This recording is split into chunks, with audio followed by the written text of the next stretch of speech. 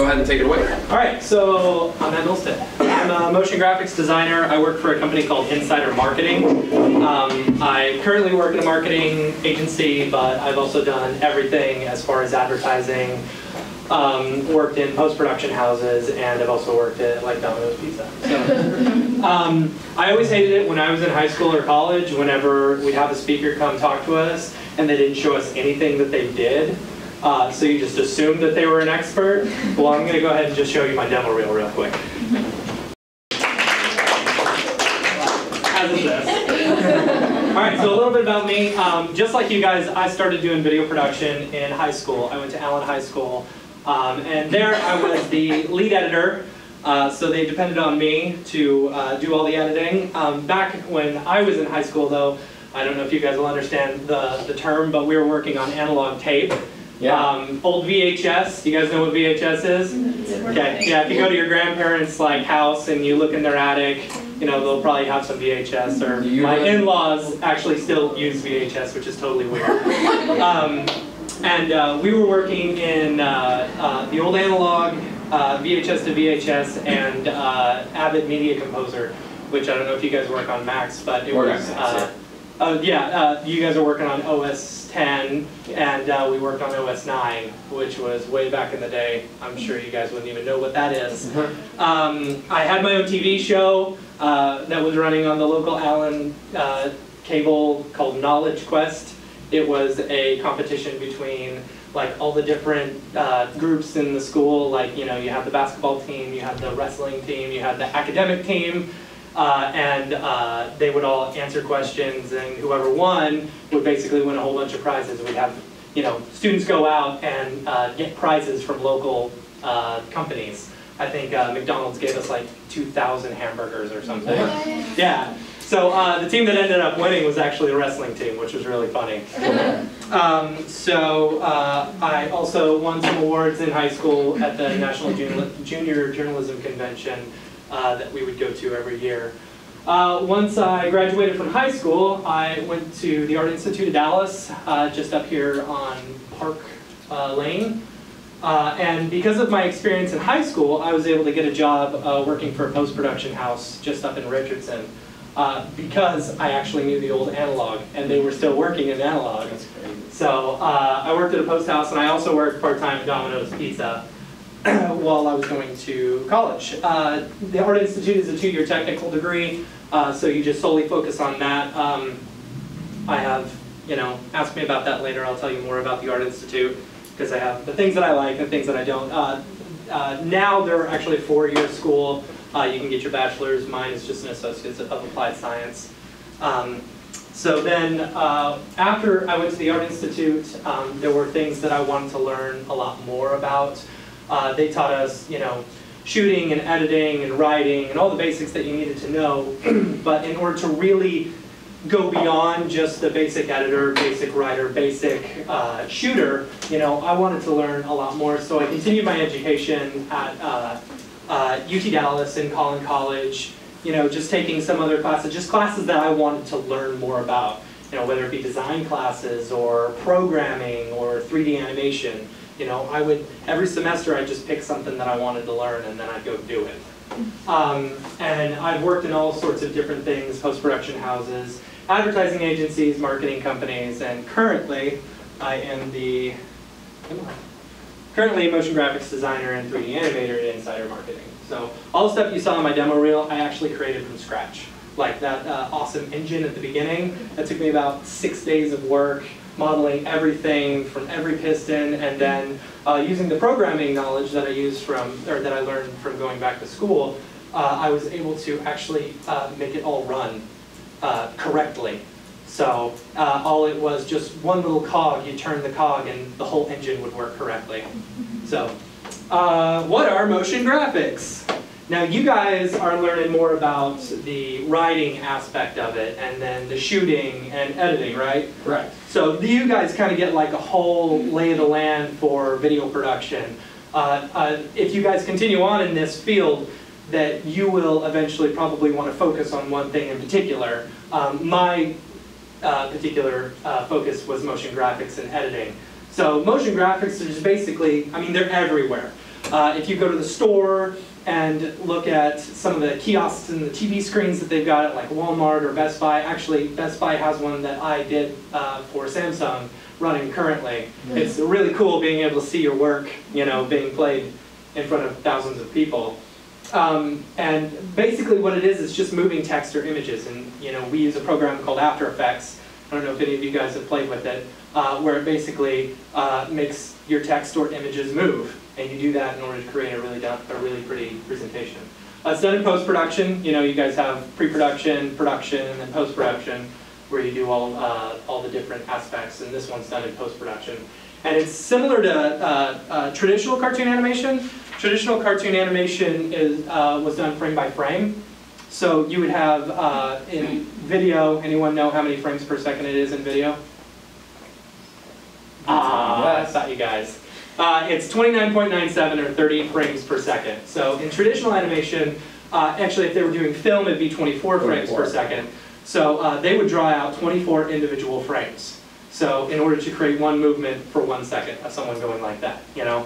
Well, what's awesome about motion graphics is that we basically do the beginning frame, like say someone's like this, and then the ending frame like this, and the computer does everything in between. So it makes our job really easy. We can pump out stuff really quick. Let's see. Okay, so here's an example of what we do at Insider Marketing. This is just a, so at Insider, what our big client is Samsung. And so we get the devices before they're even announced, which is really cool. You know, we get to play with those. And so these are the types of videos that we're producing at Insider. So these videos are specifically done for Samsung. And what we do is they'll tell us what they kind of want to focus on, and we will write and create videos based around those.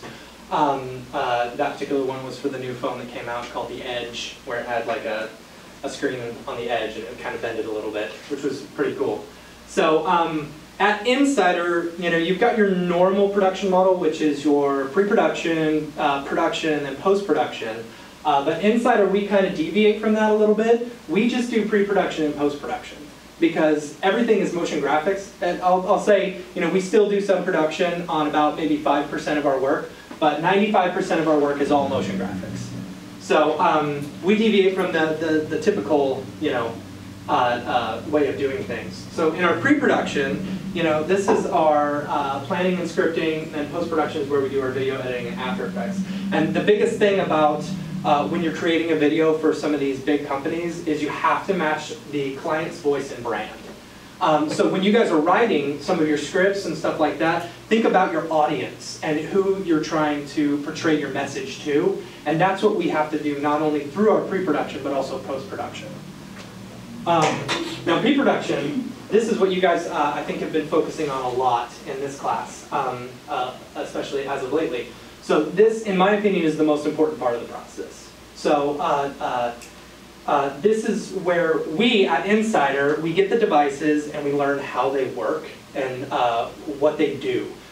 You know, we've had watches, we've had the new virtual reality headset, we've had phones, and every single one of them does something different. And so when we go through and we learn the devices, that gives us a chance to see what kind of problems we could come up, or we could come across when we're editing. So say, for example, I don't really have a good example, but this is where we learn how they work and what kind of problems we'll encounter. So yeah, as long as you can hammer out those issues before they become a problem. Say, for example, you guys are writing a script, and it calls for someone to go flying over the Grand Canyon. Okay, well, they're going to have to really figure out whether they're going to want to do that in regular production and strap someone to a helicopter and fly them over, or whether they're going to want to do it in post. And all of that is going to really determine what your budget is for it. So that's where you really hammer out the problems in pre-production. And you hear people, if you guys go into the field, you'll hear people say all the time, "Oh, we'll just fix it in post. We'll just fix it in post." It's editors hate that. You know, especially when they're on set and you hear someone say, "Oh, we'll just fix it in post." We're like, okay, well, we've got to figure out how to do that. So in pre-production, that's where you hammer it out so you don't have to fix it in post. Okay, So here's an example of a script that we do at Insider. If you guys are editors or shooters, sometimes, or even writing the scripts, this is kind of the typical shooting script that you'll see from a lot of advertising or marketing agencies. On the first line, you can't really see it, it's a little resolution, but you've got your visual. What we're seeing is like the graphics or the images. You've got text on screen, which you saw was the text that we were showing, and we do a voiceover with everything. Now you're probably asking, or maybe not, I'm going to throw this out there, you're probably asking yourself, well, why do you do text on screen and show what's going on and do a voiceover? Well, we're going back to that, we have to think about what the audience is, where they're going to be looking at it. You know, some of them will be on their computers at home, some of them will be in stores, some of them will be able to listen to them with headphones. So by incorporating both, or all three, visual, the text on screen, and the voiceover, you know, that allows the consumer to be able to get the point across no matter where they're viewing it. So this is a typical script that you'll see if you guys go into this field, and actually it makes it really easy for the post-production guys like me, because it tells us exactly what to do. All right, so post-production, this is my big job. This is where we gather the materials, the images, the videos. We have to do some screen captures as well of all the devices. Actually, all the images that you saw in the phone were all put in afterwards. So you get a device and then you have to cut the screen out and then you have to put whatever screen you want in there. As well as capturing the video. If you saw how it was writing with the pen, we have to actually capture that video and then put that in there.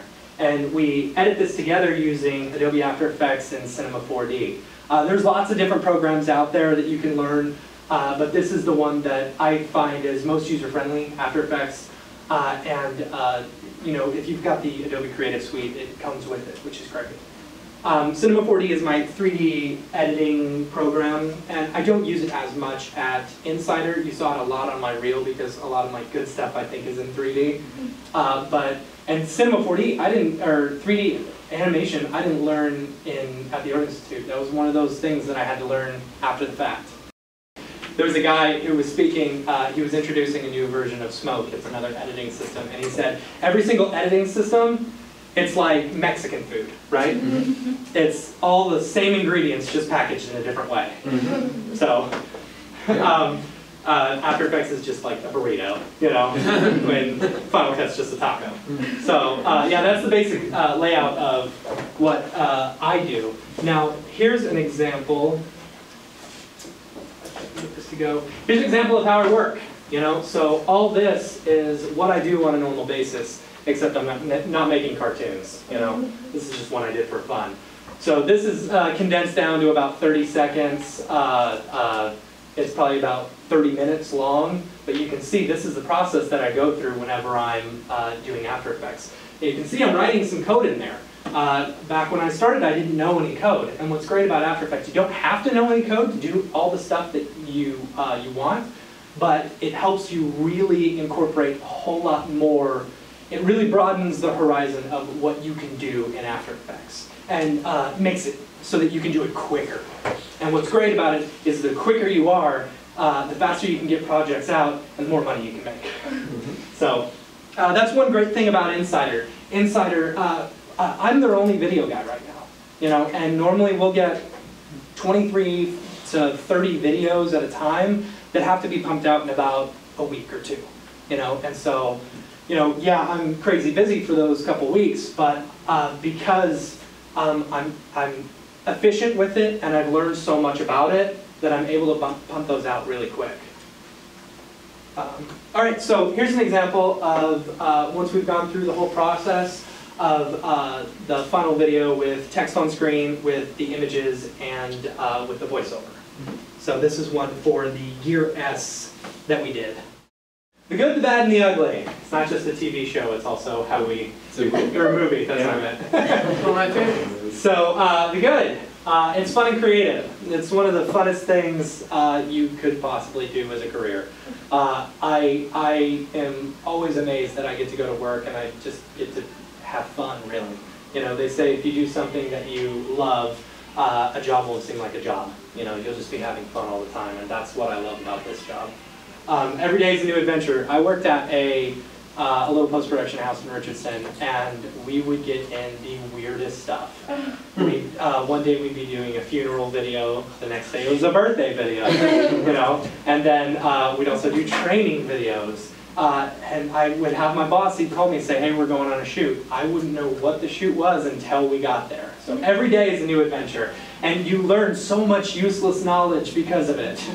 My wife is always amazed at how, like, the amount of useless knowledge I have in my brain just because of all the videos that I've edited before.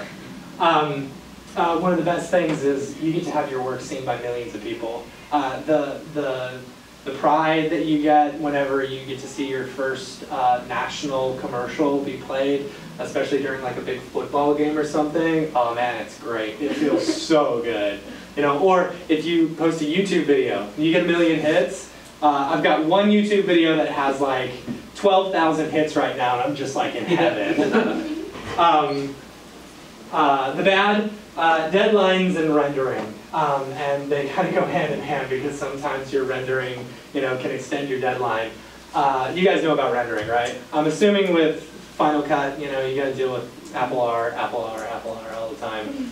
But the deadlines, you know, this kind of goes into the ugly as well. It's not a normal 9 to 5. You know, if we're not done with all of our stuff and on track to have them done by the end of the week, we got to stay late. There's been a few nights where I actually would sleep up at work. You know, sleep for 3 hours, get up and start working again, you know, just to get it done. Yeah, it's but I'll tell you, when we don't have any work to do, especially at my job right now, you know, or, you know, some of the other places that I've worked, if you don't have any work to do, you just sit and surf the internet all day, which is great. That's another good, I guess. I didn't want to put that up there. Then ugly, not normal 9 to 5. The rendering can get bad, you know, sometimes your rendering can take upwards of, you know, 20, 30 hours just for, you know, a few seconds of video. At an advertising agency I worked at, we would do these 8-second intro outros for commercials. We'd create what was basically called a donut, where you create an intro and an outro, and then we'd edit the main beef of it for the first one. Then we'd give it over to the stations, and they would take the main beef out and replace whatever they wanted with it. So they'd have these intros and outros that we created, and they could put whatever they want in the middle for the 30-second commercials. And some of our 8 seconds, it's just 8 seconds, it would take us, you know, 30, 40 hours to render. You know? And then you get done and you realize, oh no, I messed up one little thing, you gotta go back and redo the whole thing. So, and then the delicate ego, you'll find that a lot of people within the industry, you know, have a hard time. You have to be able to take constructive criticism and give constructive criticism. You have to not be able to let your ego get in the way of, you know, a good product, really. And some people will say, do you guys read The Oatmeal? The Oatmeal, it's a funny comic online. More of an onion guy myself. Yeah. So he's got this comic where he's talking about, you know, what it's like being a web designer. And it's very similar to video production because, you know, the client tells you what they want, and then you come up with this great idea, and then they say, yeah, that's great, let's throw my dog in there. You know, let's do all this crazy weird stuff that he thinks looks great, but you may think looks terrible. Well, you know, your client is ultimately the person who's paying the bills, so you gotta try to not let your ego get in the way. You know, you just kind of do what the client says. Or if you're really good at talking, you can convince them out of it. Hey Matt, I got a question for you. Yes, as far as like the not normal 9 to 5, yeah. You don't have to like give an amount or anything, but how are you paid? Are you on a salary? I'm on salary. Okay. I'm on salary, but you know what's one of the great things about video production is there's lots of freelance work to be had. Right. So I would say 80% of my income comes from my normal 9 to 5 job, and the other 20% comes from freelance work that I do once I get home.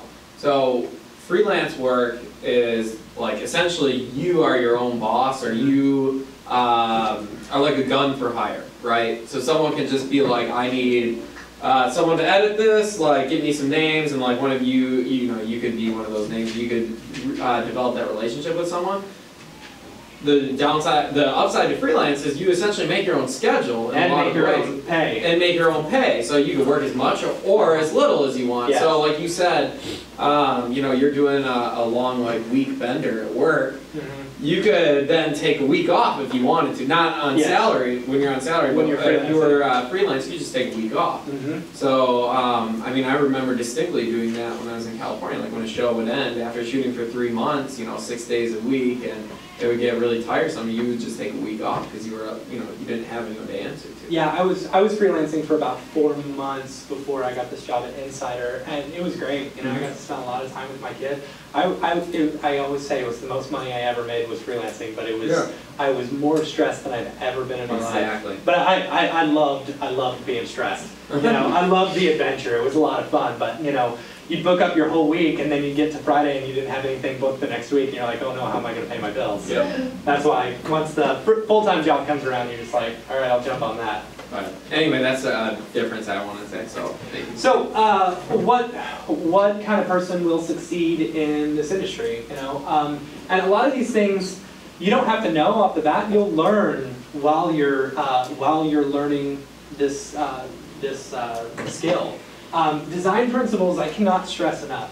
You know, one of the biggest things about whether it be motion graphics or whether it be editing is learn your basic design principles. And that's something I did not learn at the Art Institute. I wish they did have a specific class just for design principles. I had to learn that at UTD. But basically you've got, you know, line, you've got weight, you have repetition. It's all these different things that will make your images look prettier. Same if you're doing graphic design, it's big into design principles. Learning to speak and learning to speak well and learning to know what you're saying when it comes to video or editing or even writing. Writing is really important with the communication skills because if you're saying how to do something on a phone or a device or something like that and you're not communicating it well, the person who's editing won't know what you're talking about. And then they've got to come back to you and you've got to kind of explain it, and it all just is a big waste of time. And then I like to say learn for speed. When I was talking about, you know, the faster you are, the more money you can make. Learn as much as you possibly can. You know, there are some outstanding teachers out there. People within this industry are more than willing to teach. I know when they asked me to speak, I jumped on the chance because I love talking about this industry. And so the more you can learn about, say, either one thing, whether you're just focusing on one thing like editing or writing, the more you can learn about the things surrounding that particular thing, it will help you become faster and more efficient and be able to take on more work, make more money, and that's really the important part. It's just making more money. And then, most importantly, make a killer demo reel. You know, this industry is awesome because if you decide to go in this route and you've got an awesome demo reel, they don't even need to look at your resume. This job I got pays me really well, and they never saw my resume. When I went in for my interview, I wore these shoes, my jeans, a black shirt, and a cardigan. Like, I looked like I had just come begging off the streets. But they loved my demo reel so much that they hired me, like almost instantly. And the demo reel is really what sets you apart from everyone else. And so, lastly, my advice, I've mentioned, always stay up to date. There's a lot of good resources out there. Videocopilot.net, they're great for After Effects. If you're wanting to learn After Effects and Cinema 4D, I highly suggest Brograph.com because that is my website, where I teach people how to do what I'm doing. And you may even actually see this video later on Brograph.com. Adobe, if you're learning any of Adobe's products, they'll teach you. Adobe.com, they're great. Or even if you have a question about them, get on Twitter, send them a tweet. I've done that lots of times, and they'll get back to you almost immediately. YouTube is excellent. There are so many people. If you just YouTube search what you want to accomplish, there's so many people out there who will teach you. Learn as many programs as you can: After Effects, Cinema 4D, Premiere, C++, Java. I mean, that's programming and other stuff. You guys are probably using Final Draft. Yeah. I love Final Draft. Final Draft Draft is so great. When I was in college and we had to write scripts. People love Final Draft. Yeah, Final Draft is awesome. Yeah. Well, because, you know, it does all the formatting for you, and it's like, you guys don't realize how hard we had it. We had it so bad in college. It's like, do you know how many spaces you're supposed to have? Yeah, I don't. 22. You're supposed to have 22 spaces for a character's name. And it all has to be in caps, and then, oh, it's terrible. You get so many people who would write these terrible scripts just because they don't want to learn the format. Yeah, and Lana right here, raise your hand, Lana. She just leaned over and she's like, all you do is you press tab. Yeah, I get it. That's why it's awesome. No, like like you do it on Word, you just put space and tab and it takes it to the middle. Yeah, but that's in the middle. That's not 22 spaces. Yeah, that's not exactly 22 spaces. That's a stupid industry standard thing too. But It is. It doesn't matter much. But anyway, Final Draft, guys. Yeah. I told you it's awesome. Final Draft is incredible. The first time I tried it out, I was just like, oh my gosh, I'm gonna write so many scripts, and I wrote like one. And okay, so learn your design principles. I talked about that earlier. Color, line, shape, balance, repetition. These are all really important if you're going to go into some sort of design background. Even if it's not video production, even if it's graphic design, or if it's web design, you know, those basic design principles are going to help you create a prettier picture. And that's really what it's about, other than keep your projects organized. If you go into a job, whether you're freelancing or whether you're working full-time, if you go into a job and you are just completely unorganized, they probably won't keep you around for long. I was lucky because my first 5 years at one job, I was really unorganized and they still kept me around.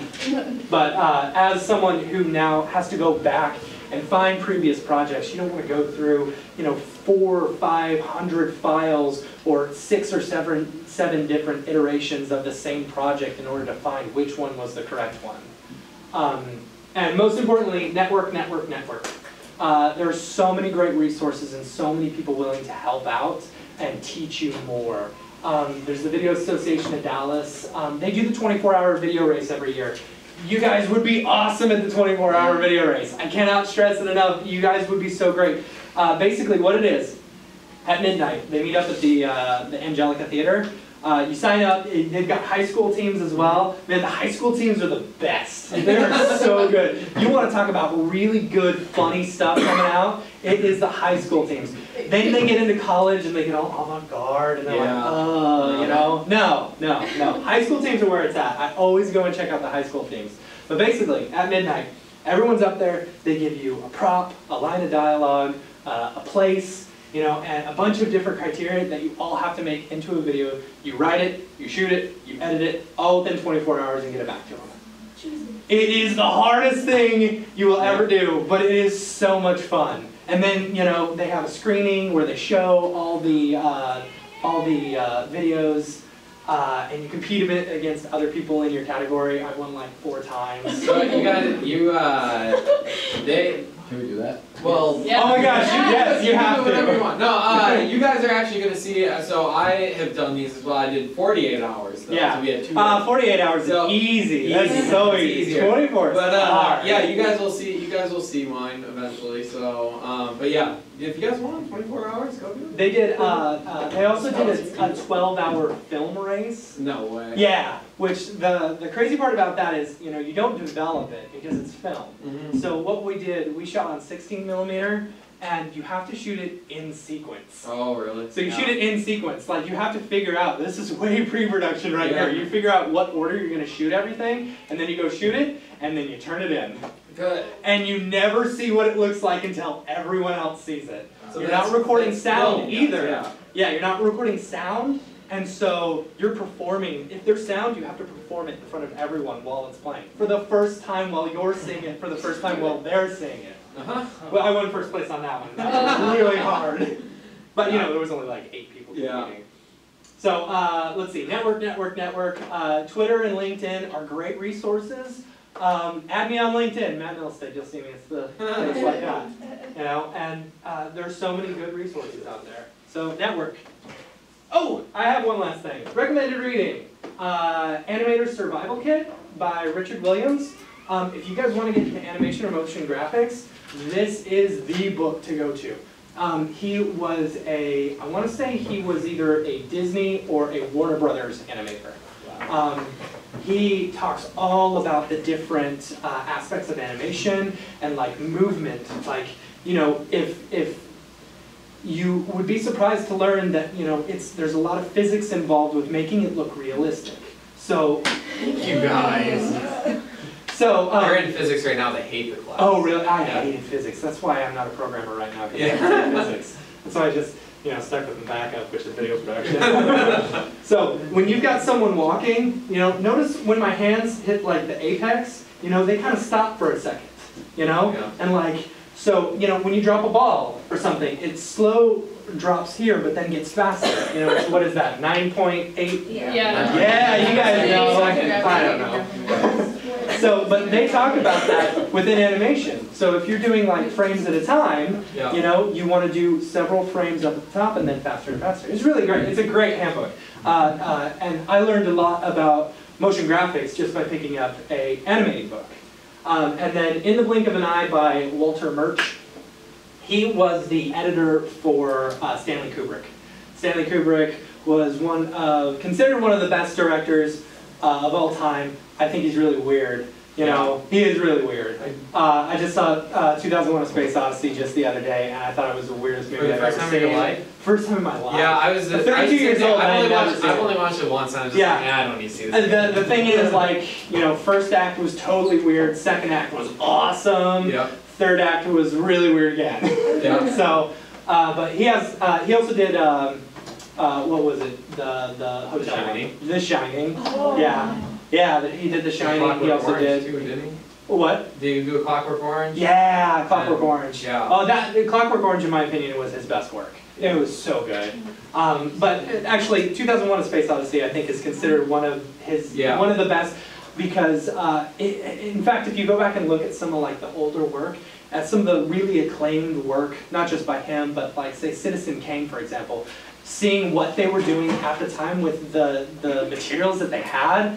That's why you grow an appreciation for some of these people. So I tell these kids all the time, you have enough to do whatever you want. Oh my gosh, you guys have it so easy. Yeah. You guys can just make a video, post it up on YouTube, get 1 million hits, and make $10,000. Yeah. It's like back in my day, we were editing VHS. Yeah. You know how hard it is to distribute VHS to everyone? I also think, by the way, guys, I think I have this book in the blink of an eye. It might be in my room, or I have it back in my apartment, but if any of you want it, I can bring it to you, because we had to read that in college. Yeah, so did I. Yeah, so there you go. Yeah, it's a great book. He talks about basically the psychology behind editing. When to use a cut, when to use a dissolve, when to use a wipe. You know, if you're George Lucas, you use a wipe all the time. Yeah, so that's basically it. Who's got questions for me? I know you guys got tons of questions because you just want to know all about video production. Yeah. And, you know, it doesn't have to just be questions about motion graphics. Feel free to ask me any, you know, video production question because I know everything there is to know about video production. Go ahead, But I'm very humble. If you want. I'm very humble. All right, I'll ask the first question. How about that? Go for it. All right. So, well, I asked one of my questions about like if you were a freelance or not. What, and you kind of touched base on this as far as like the communication goes. But what is like, how imperative is the communication from pre-production to post-production people? Because I assume you're not working in pre-production; those are someone else's ideas. So for them to realize their ideas through you, how imperative is that communication? I mean, everything within the industry is incredibly important. Communication is important in general. What's great is sometimes, and it won't happen often, that you'll get the script before they even start shooting. And as a post-production guy, you can see where there's going to be problems, you know, that the pre-production people may not, you know. So being able to communicate, if you guys are just writing, if you're wondering how to do something or whether it can be pulled off, just being able to talk to your production guys or your post-production guys as far as what do we need to do in order to incorporate this stuff. You know, like you guys may be writing for the 24-hour video race or writing for your final project and realize, oh, I don't know how I'm going to get someone to jump off a building, you know? Oh, but I got this friend who knows post-production, maybe he can show me what to do, you know? So being able to communicate kind of what you're trying to portray is really important. Yeah. Come on, you guys got a whole list of questions. Yeah, there we go. You were talking about how your customers or whatever, if they sometimes disagree with you, you have to follow the rules. But like, what if people are disagreeing that you work with you? What do you do besides talk to them? Like if it just doesn't work out? Most of the time you just do what they say. You know, and if you can't talk to them logically, and like you'll get a lot of stubborn clients out there who, you know, you just, what we say is they can't see the editing process. They can't see past their own image of stuff. And basically you just kind of have to do what they say, you know. Most of the time you can, if you've got a valid argument, and you'll notice this the more you write or the more you edit, or the more you do production, you'll be able to really be able to, it's back to the communication, you know, skills. You'll know what you're talking about, and you'll be able to convince them, you know, that, hey, this may not be the best course of action, you know. But then again, you may have some stubborn people who are just like, well, I want it this way, you know? And that's what you do. I recently had a job where I had to do, we had to do these really, really terrible animations. They were so bad. I would never show anyone that work. And all it was basic like shapes moving and stuff. And I tried to convince this guy that he needed to go with 3D. And I said, you need to make this look realistic. You're trying to portray an idea. You know, it was these conveyors and like a lot of mechanical stuff. You can't really do that in 2D with just basic shapes. You know, but a lot of people don't have the budget for that, you know. The amount he paid for 10 videos just using basic geometry was what he would pay for one video using 3D. You know, so a lot of people you kind of have to keep in mind of their budgetary, you know, constraints as well. You know, and you know, sometimes you help them out, sometimes you don't. But if you can't convince them really that they should go a different direction, sometimes you just gotta grin and bear it and not put it on your demo reel. So, good question. There you go. Do you like have any issues like with working with coworkers, or if so, like how do you deal with that? Yeah, I'm the only video guy at my job. That's great. No, I mean, yeah. Actually, at my job, you know, we've got where I'm creating videos, and then we've also got to work with some graphic designers and some what are they called? Web designers. So the web designers, actually, you'll see sometimes web designers and video guys, they kind of butt heads a lot. And so you kind of have to learn how to work together as a team in order to get, you have to see the bigger picture of what you're trying to get across, you know, and you have to kind of put egos aside and just kind of do it in order to create a pretty picture.